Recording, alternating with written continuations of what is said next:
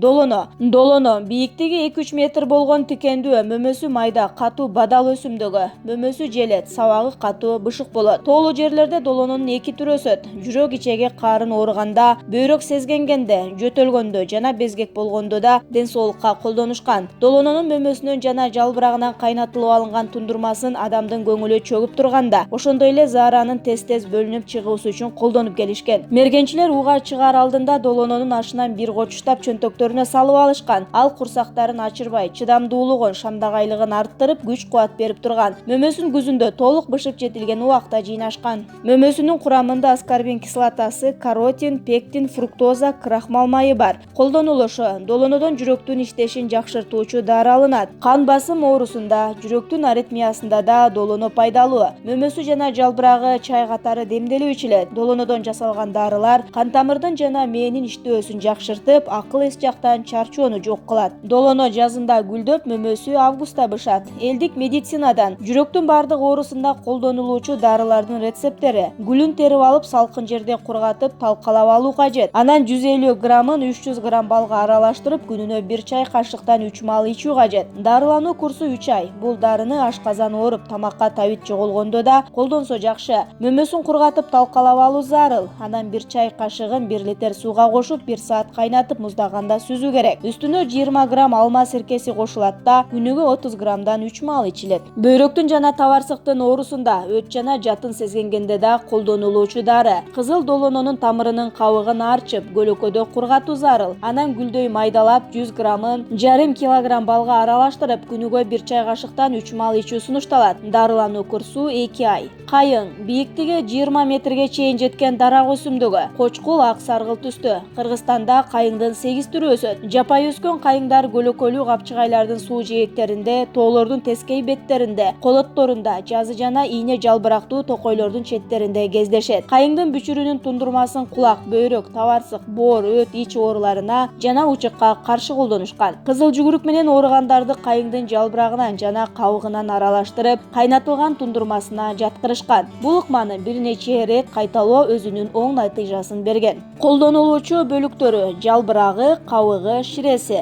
Чогулту: жаш жалбырактары май-июнда жыйналып кургатылат. Ширеси жазда алынат. Дарактын сөңгөгүн 5-6 см тереңдикте тешип, ага түтүкчө орнотушат. Аккан шире атайын идишке чогултулат. Шире жыйноонун дагы бир ыкмасы: кайыңдын кабыгын сыйрып, ал жерге идиш орнотуп коюшкан. Жай аккан шире идишке жыйнала берет. Кайыңдын кабыгынан кара май алынат. Курамындагы керектүү заттар: кайыңдын жалбырагында эфир майы, С витамини, сапони жана башкалар бар. Ширесинин курамы кант, органикалык кислоталар, белок жана башкалардан турат. Кабыгында кайың камфорасы, фитостерин, эфир майы, чайыр жана башкалар бар. Дарылык касиети жана колдонулушу: жалбырагынан даярдалган чай организмден соону чыгаруучу мыкты каражат. Андыктан бөйрөк ооруларында, анын ичинде бөйрөктүн таш оорусунда колдонулат. Чайдын даярдалуу рецеби: кургатылган жалбырактан 1 чай кашык алып, үстүнө 120 грамм кайнак суу куюу керек. 10 мүнөт демдеген соң жылуу кезинде ичилет. Мындай чайды бир күндө 3 маал ичүү сунушталат. Мындан тышкары, кайыңдын жалбырагы организмде зат алмашуу бузулганда, кызыл жүгүрүктө пайдаланылат. Карамай тери ооруларында, анын ичинде чакалайда сүйкөлөт. Кайыңдын ширеси ашказанды тазалайт. Бул үчүн күнүгө 4-5 стакандан ичүү кажет. Ширени чач үчүн лосьон катары да колдонсо болот. Ал чачтын түшүшүн токтотуп, какачтын алдын алат. Кабыгын кайнатып алып, кызамык чыккан баланы киринтсе, оорусу тез кайтат. Куяң, кызыл жүгүрүктө кайыңдын жалбырагын кайнатып, күн сайын жатаарда буулануу кажет. 10 күн кайталап, 6 күн эс алып, анан дарыланууну улантуу зарыл. Дарылануу курсу 30 күн.